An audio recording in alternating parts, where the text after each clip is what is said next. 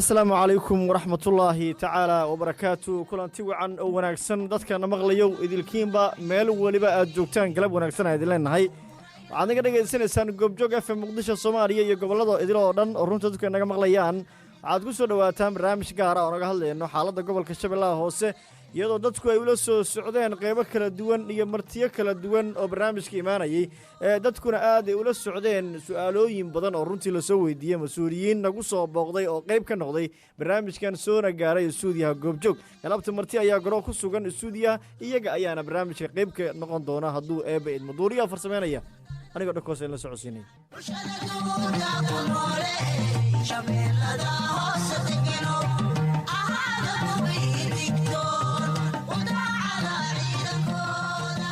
galab wanaagsan sida astaanta barnaamijka aad ku maqashaanba si qaasan u salaameynaa reer gobolka Shabeellaha Hoose iyaga ayaa barnaamijkan runtii gooni u leh galabtana si gooniya ayaan uga hadli doonaa xaaladaha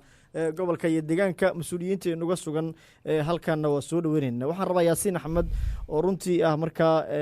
shakhsi dadku ay yaqaanaan haddana gudoomiye ka ah hay-adda la yiraahdo markaa Okorda oo runtii hay-adaha dalka ka mid ah sharci yaqaan Soomaaliyeed ah ayaan rabaa inaan soo dhaweeyo stuudiga igula sugan iyo Cumar Cabdo isaguna qayb ka ah martida halkan ku sugan runtii barnaamijka ka qayb gali doona marka waxaan soo dhaweynayaa Yaasiin Axmed soo dhaweeyo Yaasiin Cabdullaahi Dhaakos waa dhawahay Cabdullaahi aadan u dhawahay aadan inkaga mahadcelinayaa barnaamijkan oo aad daadihinaysaan runtii reer Shabeellaha Hoose maanta waxay u tahay farxad maadaama gobolka muddo uu burbursanaa dhibaatooyin badan ay asiibtay barnaamijkan reer Shabeellaha Hoose ay leeyihiin aad u soo dhaweynaa runtii Cabdullaahi Dhaakos goobjoogna meediyaana aad u mahadsanigana aad baan kaga mahadcelinayaa waxaan rabaa sidoo kale inaan soo dhaweeyo isaguna Cumar Cabdi Xasan oo qadka telefoonka si toos ah runtii isaguna jira barnaamijka martidana kamid ah soo dhawo Cabdi hadna maqlayso Cumar waan dhawahay walaalayaashii aad waan dhawahay dadka isbar marka hore dadka isbar martidaad kamid tahay barnaamijka ka qayb galaya horena u gal Cumar Cabdi Xasan waa dhalinyarta kamid ah aad iyo aad ayaan ugu dhawahay barnaamijka waan ku faraxsanahay inaan ka qayb qaato waad mahadsantahay dhegeystayaal labadaas shakhsi ayaa barnaamijka marti ku ah sida idiin sheegay toosna barnaamijka uga qayb geli doona hadduu eeba idmo inta barnaamijku soconayo su-aalo dhowra ayaa jiri doona oo dhegeystayaashu ay soo weydiin doonaan madaxda iyo mas-uuliyiinta stuudiyaha nagala sugan waxaana ka sheekeysan doonaa galabta su-aalana iska weydiin doonaa xaaladaha gobolka Shabeellaha Hoose oo idil marka koowaad waan isbarannay sidaad maqasheen qof kastoo inaga mida annagana wuu yaqaana qofka kale su-aasha ugu horreysa ayaan rabaa inaan runtii markaasi ku bilaabo Yaasiin oo isaguna runtii martida ka mid ah Yaasiin markii laga hadlo Shabeellada Hoose deegaano badan oo ka mid ah dawladdu way xoreysay sida Sabiib Bariire iyo Owdhigle xoreyn kadib maxaa isbedelay Cabdullaahi waa sax dawladdu way xoreysay Shabeellaha Hoose deegaanadaasina waa la xoreeyay ciidanka xoogga dalka Soomaaliyeed SNA way xoreyntu way sameeyeen wax badan waa isbedelay runtii oo la taaban karo baqrin badan oo shacabka ay qabeen hadda kalsooni badan jirto oo shacabka ay qabaan hor kalsoonadaas ma jirin marka talaawooyin badan kale oo ka dhiman waa jirtaa marka ciidanka xoogga dalka iyo dawladda federaalkaba marka shacabka inay isla shaqeeyaan oo wada shaqeyn badan la helo iyo isdhaxgal mar allaale shacabka iyo ciidanka isla shaqeynayaan guush way si badanaysaa waa gartay Yaasiin Cumar aan siinayaa Cumar Cabdi Xasan adiguna dhalinyaradii deegaankaasaad runtii ka mid tahay waxaana runtii jira inay wax badan marka laga hadlo deegaanku ay saameyn shabaabka ku yeesheen goobaha la xoreeyey waxaa hore u haystay al-shabaab noloshuna way ku adkeed ragga iyo haweenka halkaas ku noolaa hadda waa sidee markii laga hadlo gacan ku hayntii lagala wareegay shabaab kadib waa sidee nolosha halkaas magaalooyinka oo dhowr ay ka mid yihiin Ceelfaliini Bariire Owdhigle ayo Sabiib ayaa la xoreeyay runtii waxaa laga dareemayaa xaalada aad iyo aad u fiican waxaa furmay isku socodkii dadka iyo baabuurta waxaa dib u bilowday horumarintii mashaariicdii stabilizationka waxaa dib dadkii ay ugu soo laabteen magaalooyinkii oo mar hore oo laga qaxay oo sida Sabiib dib loogu soo laabtay Bariire oo dib loogu soo laabtay Ceelfaliini dib oo loogu soo laabtay oo runtii maanta ciidanka xoogga dalka soomaaliyeed ay gacanta ay ku hayaan walow dadka qaarkoodana hadda maalintii ka dambaysay iyo deegaanadoodana ay kusoo laabanayaan runtii waxaa la dareemayaa hadalo aad iyo aad u fiican guushaasna waxaa iskale Somali National Army oo habdhaqankoodii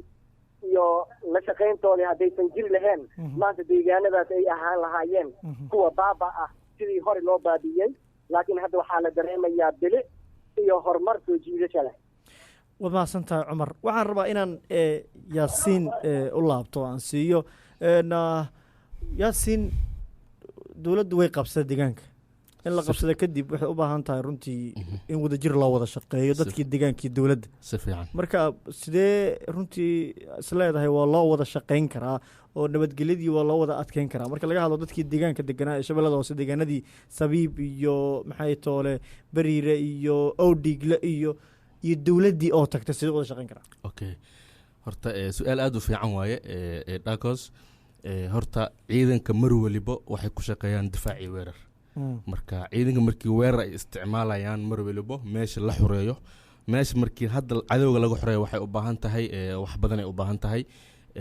ii sheeg wacyigelin badan in deegaanka laga sameeyo ii sheeg dib u dejin dadkii loo sameeyo ciidanka booliskii meesha la xoreeyey in booliskii iyo nabad sugidii la geeyo ii sheeg saldhigii la geeyo oo biyihii la geeyo kabacdi meelaha kale la xoreynaya SNA inay sii tagaan macnaa waxaa aad u soo noqotay meel in la xoreey haddii laga soo noqdo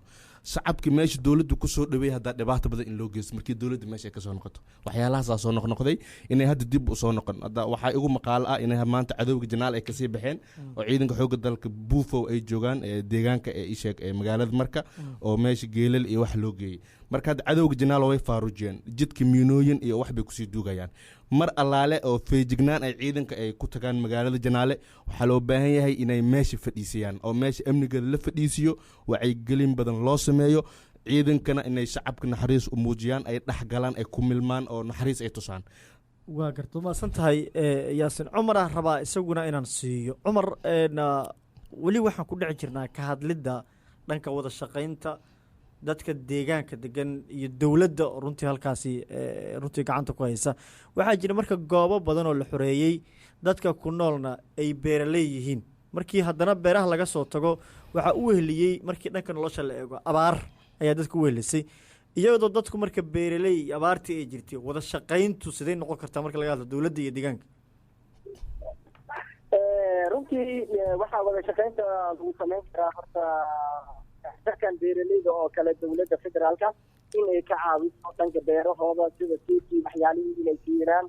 iyo degnaanshihii wada shaqayntii ay laysugu badato dhanka dhalinyarta marka aad fiirisidna shaqa abuur loo sameeyo dhalinyartii si oo tuulada ama deegaanka ay u noqdaan stabilization haddii dhalinyarta loo sameeyo magaciisa shaqa abuur meeshii waxaa ka bilaabmaya dhaqdhaqaaq oo yacni dowladda iyo dhalinyarta dhexdooda runtii xag jirtana ma aysan noqonayaan kuwa jiitaan dhalinyarta haddii loo sameeyo mashaariic horumarineed sida qaarkooda loo tababaro sharqaan oo kale in loo tababaro qaarka kale loo sameeyo small business yar loo sameeyo kuwa kale loo sameeyo electric wax laga baro si dhalinyartaasi loogu ilaaliyo deegaankooda dhanka odayaasha iyo beeraleydana laga ka fargareeyo waxyaalihii beeraha loogu baahnaa farming booking oo kale la siiyo tuuladii ay ka bilaabata marka social interaction iyo social structure wax la dhahayo booliskana la geeya meeshii beriiro oo kale hadda waxaa ogsoonnahay in oo buugadeedii ay go-an tahay ilaa hadda lama samaynin kulley insha allah ayadana si oo loo sameeyo howlaheeda ay galaan dowladda xilna ay iska saaraan ilan buundada waa halbowlaha deegaanka waxaa ah buundadii ilan dhankaanna magaciisa si in loo sameeyo booliska oo u gudbaan dhinaca buundada wixii xagga ka ah beriiro oo kale in oo loo diyaariyo hadda gobolka waxaaba lagu wadaa 450 booliska dhowaan qalinjibisay oo la rabo in oo magaciisa si shabeellada hoose ay ka howlgalaan maalmaha soo socdaan iyo bilaha soo socdaan kulley in la rajaynayo in qalabkoodii waxaadi lagu wareejiyo howlihiina ay insha allah ku noqdaan warkaaga waxaan ka fahmayaa markii laga hadlo dhalinyaradu deegaankii dagaala ka dhacay dhalintuna saameynay ku lahayd dowladdu waa tagtay dagaal bay gashay naftigeedu waa la wareegtay saameyntu waa sii ballaaratay abaaro iyo duruufaha jiray waxay noqdeen wax isyeeshay markaa runtii dadka deegaankana saameeyey dhalinyaradii marka sidee iyagoo deegaankii jooga deegaankoodana ay u dhistaan loogu hayn karaa oo shaqo abuur loogu samayn karaa adoo muujinaya wadooyinka saxda ee loo mari karo shaqo abuur dhalinyarta waxaa lagu muujin karaa in la marsiiyo odayaasha dhaqanka lala fadhiisto dhalinyartii gabdhihii iyo odayaasha maamulkii gobolka maamulkii degmada iyo hay-adihii wax caawin lahaayeen la diyaariyo action balaan oo dadkan lagu hormariyo oo dhalinyartii maanta wax walba dhibaato walbana waxaa keentaa shaqo la-aanta wax walboo dhacaya oo dhalinyaro oo samaynayo waxaa keena shaqo la-aan dhalinyarta hadday shaqo la-aan ay yihiin wey walba waa loo duursan karaa laakiin dhalinyartii mid walba deegaankiisa shaqa haddoo ku heesto waxaan isleeyahay deegaankaas deegaan camiran oo waxuu noqon karaa weyga oo shaqada lagu abuuri karan waxaa ka mid ah in loo sameeyo horta dhalinyarta group laiskugu xiro groupkaas oo la shaqaynaya ciidanka dawladda waa garta cumar maasantahay waa aadan ku faham maxaa raacsanaysaa arrinta dhalinyarada sidee shaqo abuur dhalinyaradii lagu samayn karaa deegaankii colaadaa ka jirtay waa la isdilay meeshii dagaal baa ka dhacay qolaa la siibay meeshii dad baa ku haray dawladdu meelaha qaar iyadoo qabsatay kasoo guuraysay mar weliba culaysku dhalinyarada waa haysta si fiican waxay kaliftay iyagoo beeraley ah oo dhulkii haysta oo biyihii haysta oo meeshii la beeran karo lagu shaqayn karo inay soo guuraanoo xamar qaarkood ay yimaadaanoo ay meelaha kale ku nool yihiin sidee loogu celiyaa deegaankoodii oo ugu noolaan karaan oo shaqo abuur lagu samayn karaa horta meesha waxaa ka maqanba xiriirkii u dhexeeyey wada shaqayntii shacabka iyo dowladda meesha ka maqan sida ana aan qabo marka dhalinyarada ururay leeyihiin hadda shabeellaha hoose ururka dhalinyarada ma u dhisna ururka haweenka xoog ma lahan marka ururka dhalinyarada shabeellaha hoose in la dhiso kuwa degmooyinka la dhiso kuwa ururada haweenka la dhiso iyo odayaasha dhaqanka culummada wixii dhan iyo ganacsida inay isku xirnaadaan markii isku xirnaan oo dhankaas la helo baahiyadood ay soo gudbiyaan ay deegaanka la shaqeeyaan markaasaa horumarada iyo markaas waa lagu sii talaabsan karaa aad waa mahadsanta yaasiin iyo cumar oo marti ku ah barnaamijka sida gaarkaan uga hadlayno arrimaha gobolka shabeellaha hoose waxaa hadda u wareegayaa qaybtii telefoonka iyo dhegeystayaasha adigoo jooga deegaanada aan sheegnay ee bariire iyo sidoo kale sabiib iyo owdhiglaba waxaad naga soo wici kartaa lambarka eber 656 aan kugu celiyo furo waa 656 afaraad weeye mar kale aan ku celinayaa dhegeysta reer bariire iyo sidoo kale sabiib iyo owdhigle maqla iyaga iyo fariinta ku socota iyaga ayaa la rabaa inay su-aalaha soo weydiiyaan martida lambarku waa 6 haddaan ku celiyo mar kale furo waa 656 waa maasanti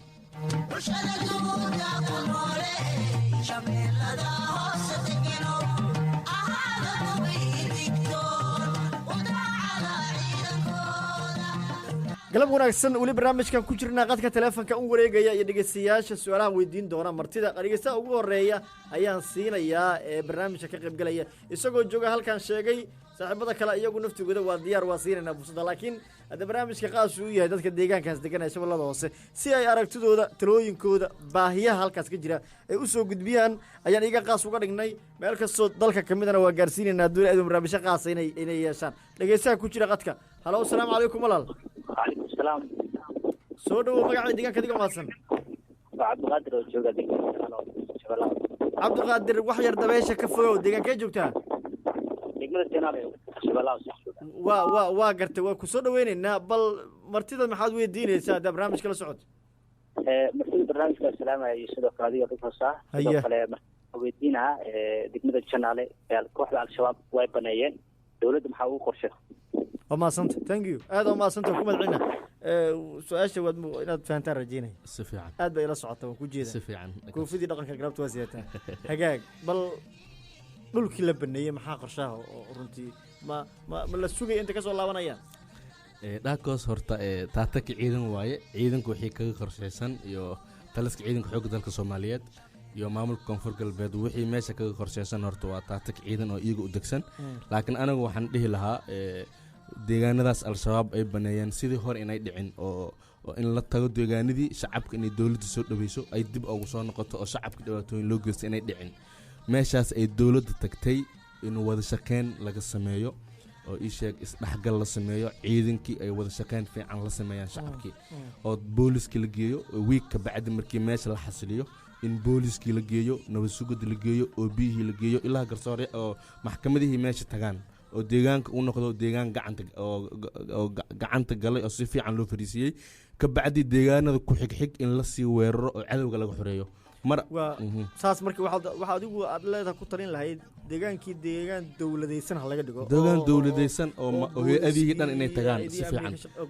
ay tagaan ugu dambeyn hay-adihii beesha caalamka ay tagaan masaariicda la bilaabo oo deegaanada kale weer lagu sii qaado alla kala kiciyaa leedahay barnaamijku wuxuu gaar u yahay sidaan ku celceliyey dadka degan deegaanada aan soo sheegnay waxaan codsanaynaa marka in dadka deegaankaas degan iyagu ay taleefonkaa sheegna soo wacaan si ay barnaamijka uga qayb galaan baahiyaha halkaas ka jiran ay usoo gudbiyaan halow qadka dhegeystaha ku jira halow soo dhow walal magacayo deegaanka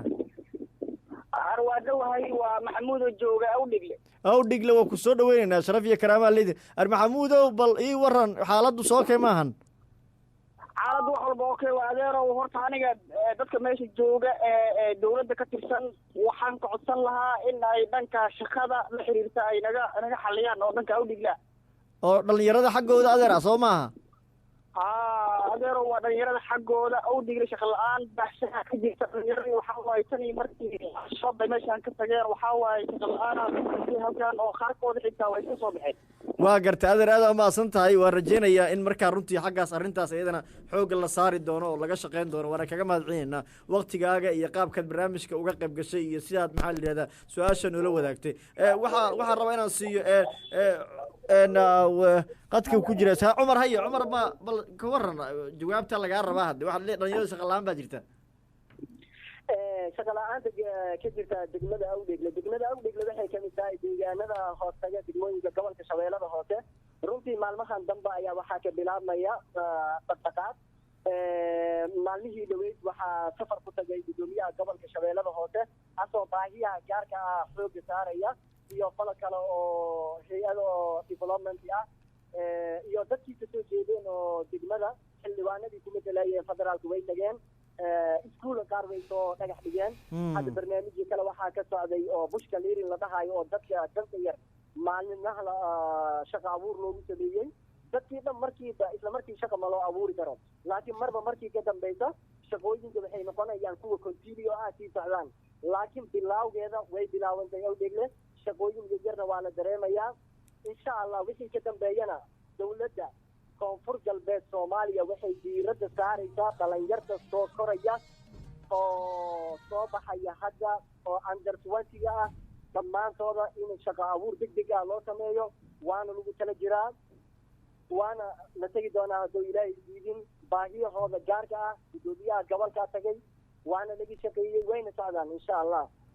waa garta aad baa umahadsan tahay cumar oo runtii martida kamida weeye isaguna oo su-aalaha la isweydiinaya hadda su-aalo adag baa ku jira aad baa run dadka deegaanku waxa baahiyaha iyo duruufaha jira uga hadlayaan waana ku mahadsan dhegeystayaashaan ku celiyo mar kale dadka deegaanada anagu aan sheegnay barnaamijka sida gaarka aan uga hadlaynay sida qaarka runtii markaan uga soo qaadnay iyaguna maxay toole ku sugan sabiib bariire iyo owdhigle waxaan leenaha waadna soo wici kartaan lambarada aan sheegnay ayaad ka soo wici kartaan saa barnaamijka uga qayb gashaan dhegeystaha xigaan siinaya isaguna barnaamijka doonaya marka inuu qeybtiisa ka galo uu qeybtiisa ka dhibto iyo aragtidiisa ayaan gordhow siinayaa saaxiibada martida ahna su-aalo badana naftigooda ii dhama waxa weeye waa lisayaa galabtee deegaankan aad uga sheekaysan doonaa hadduu beedmo dhegeystaadka ku jiraan soo qabanayaa hadda halo asalaamu calaykum وعليكم السلام ورحمة الله وبركاته. haye soo dhow wala magaca deegaanka adiga mahadsan marka cadday gobolka shabeellaha hoose waa ku soo dhaweynayaa walaal hore u gal barnaamijka barnaamijka waxaa galaa dadkaas oo maanta joogaan oo meesha martada ku ah ma fahanti haye dadkood waxaa laga kuraje ku hadleen sababtoo ah dhinacyaalna waxa madaxda ku hadleen waa tahay ku hadleen kuraajo aadan ku fahmaya marka saasa yeelaysin wax ka qabta maantana ciidaha jilaa baxay horaa loo galaan diilaa an laga soo laabna amaasanta horaha loo galow dhahay ninkaas adiga waxba yaa la soo reebin uu taagan marka waaye aad u dhaarsan yahay insha Allah aad la soo dhaweynaa aad wax su'aal aan weydiin laakiin un taageero muujiye kaliya masha Allah aad u mahadsan yahay dhegeystaha xigaan siinaya halow السلام عليكم. calaykum assalaam waraxma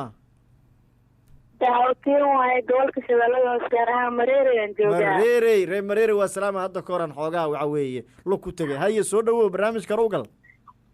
aad waa mahadsan tahay. 3 kilomitir aa noo jirto. maasha allah waan ku faraxsanaa inaan wax loo qabtaan diyaarnahay maadaama ay tageen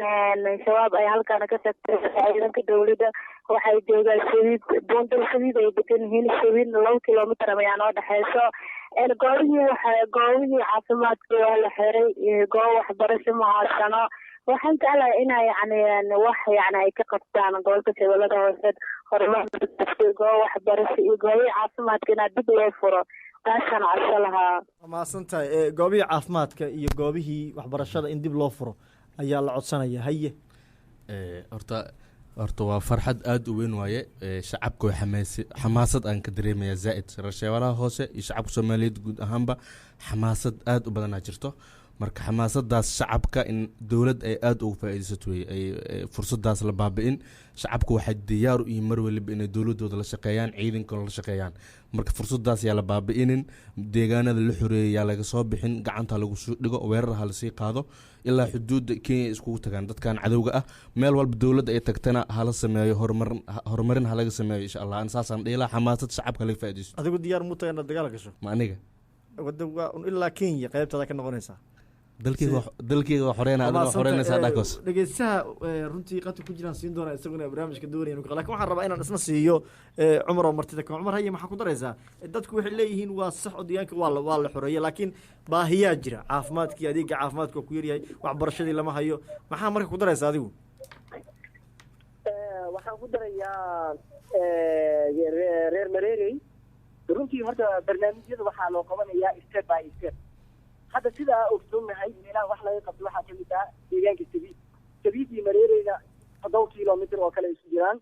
sabiid waxaa laga diyaariyey booliskii waa la dhisay, xaruntii caafimaadkana waa la sameeyey. runtii mareereyna waa lagu socdaa. reer mareerey niyadda kheyr u sheega insha allah. howlahan waxay soconayaan mid oo continue ah, mar walbana tartiib ayay u socon doonaan. hadda sabiidaa laga dhammaanay ilaa moordiile, caanoole, meel walba waa la tegi doonaa insha allah. waa gartay. waxaan ku soo laabanayaa dhankii su-aalaha iyo martida dibaan ugu soo laaban doonaa hadduu eebeedmo dhanka taleefonka iyo dhegeystayaasha. laakiin martidaan rabaa inaan su-aalo badan runtii halkan ii yaalla aan galabta la wadaago. waxaan ku hormarayaa yaasiin axmed ayaan ku hormarayaa oo runtii sharci yaqaan ah. dhalinyarada waa lafdhabar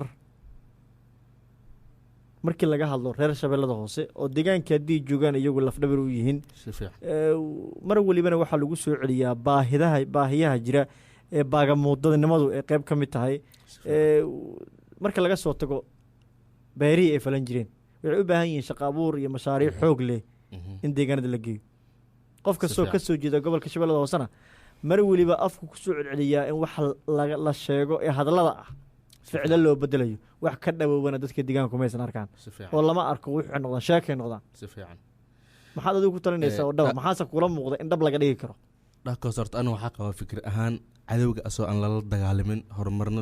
horumar waliba inuu daciif noqonayo.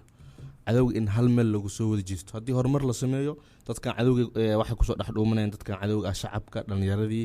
mar walba dhalinyarada la biltamaamay inta la wadayo bil iyo sanad iyo sanado waxay qaadanaysa lama yaqaan. ma waxaa loo sugayaa qayb ka mid a deegaankii haystaan miyay dadkii deegaanadii kale ee nabdoonaa deganaa ay duruufo mid waxbarasho iyo mid dhaqaale la-aan iyo mid caafimaad la-aan u sugayaan deegaana la xoreynayo? ma u sugayaan. horta wadajira waxaan loogu bixi karaa horta in shacabkii iyo dowladdii isla shaqeeya mar waliba deegaanada la xoreeyey horumaradii in laga bilaabo oo hay-adihii tagaan, hay-adihii dowladda tagaan, hay-adihii beesha caalamka tagaan oo wixii la xoreeyo in horumar loo aas-aaso. adinkaa shabeellada hoose matala haddii dowladdii la waayey inay tagto maxaa idin qorshaysan? wallaahi siyaasiyiinta shabeellaha hoose ka soo jeeda iyo ganacsatadii iyo dhalinyaradii inay isku xirmaan ay gobolkooda xoreynteeda iyo baayaha bulshada inay ka shaqeeyaan waajib iyaga saaran waaye iyo qurbi joogtooda dhammaanba. cumar markii bahasho dhabta ay tagto iyo ka hadlidda shabeellada hoose markay tagto waxay u baahan tahay si saxa in loo waafiyo aysan wuxuu noqon sheeko yaroo qol lagu sheegay. dowladduna waa dowlad weyn oo deegaano badan iyo meelo badan oo dalka ka mid ah sugaya. reer shabeellada hoose aad ka mid tihiin dhalinyaradooda ka mid tahay maxaa isleedahay shaksi ahaantaada waa iska bilaabi karta oo awoodda oo dadkii deegaanka lagu caawin karo isbeddel dhaba lagu samayn karo? waxaan haysanaa webiyaa haysanaa, beerihii ayaa haysanaa gobolka shabeellada hoose meel oo ilaahay khayraad ku maneystay waay inaan khayraadkeena dib aa u fiirino oo mobilization fara badanna aan samayno aana iska bilaabano howlaheena haddii nolosha dhabta ay tagto waa garta aan iska bilaabana markii shaqada ku bilaabato soo sheeko adig kuga eg maaha may dadkii dhan la gaarsiiyo wacyigelin fara badan inaan sameynaa ku dhahay waa ku sheegaysaa wacyigelin fara badan deegaanka dhexdiisa in laga qabto waa gartay marka cumar waxaa leedahay wacyigelintu in laga qabto ilaa hadda waxaan isleeyahay fariin wuxuu dirayaa cumar isaga aan ka bilaabanayna dad kale ka bilaabanaysa ee reer shabeellada hoose inay kacaan marka inaan kacno maxaa diida inaad tiraahdo hadda waxyaalaha oo in la kaca diiday waxa waaye weli goobihii waxaa agagaarihiiya waxaa ku sugan xagjiriintii ayaa ku sugan nin walbo maanta dhaqaaq samaynayana waa la taarget garaysanayaa horta waktigeeda weli si fiican looma gaarin waa la gaaraa maalinteeda hadduu ilaahay diidin insha allah okay su-aasha cumar su-aasha ugu dambeysa kuweydiina waxa waaye labadiinuba laba marti aad tihiin barnaamijka ka qayb gelaysaan su-aashuna si wada jira ayay idiin quseysaa waxaad tihiin ama ka tirsan tihiin markii deegaan ahaan dadku ay deegaankooda waxa weeye deegaan doorashada ku laabanayaan reer shabeellada hoose aad tihiin maxaa fursad ah iyo taageero ah oo aada u haysaan bulshada soo kabanaysa ee deegaankaas ku nool aniga haddaa bilaabo deegaanadaas waxaan u haynaa fikirado kala duwan in aan u qaylo dhaamino oo meel walba aan u galno oo hay-adihii waxaa ka raadino dadkii kasoo jeedeen waxaa ka raadino jaaliyadihii waxaan ka raadino si deegaanadii ay u noqdaan deegaana bilacaysan mar walbana waa garab taagannahay shacabkeena waan jecelnahay dadkeena laakiin tawarta ayaa halkaan iska ah tawartamadana waa laga dhici doonaa dadka deegaanka waxa uu sheegaynaa inay mar walba kheer ay ku seexdaan kheerna ay kusoo toosaan mar walbana loo maqan yahay malaga jiifa arrintooda waanu maqannahay meelo fara badan aa u qayla dhaaminay insha allah kolley for the coming mountains waxaa rajayn doonaana insha allah wax walba inay okay noqonayaan waa mahadsanta yaasin haye maxaa ku daraysa adiguna isla su-aashii hadda okay dhaakaas si fiican aan horta baaqan aan diri lahaa 3 baaqan diri lahaa baaq waxaan u diri lahaa dowladda federaalka soomaaliya iyo ciidanka xoogga dalka soomaaliyeed oona ah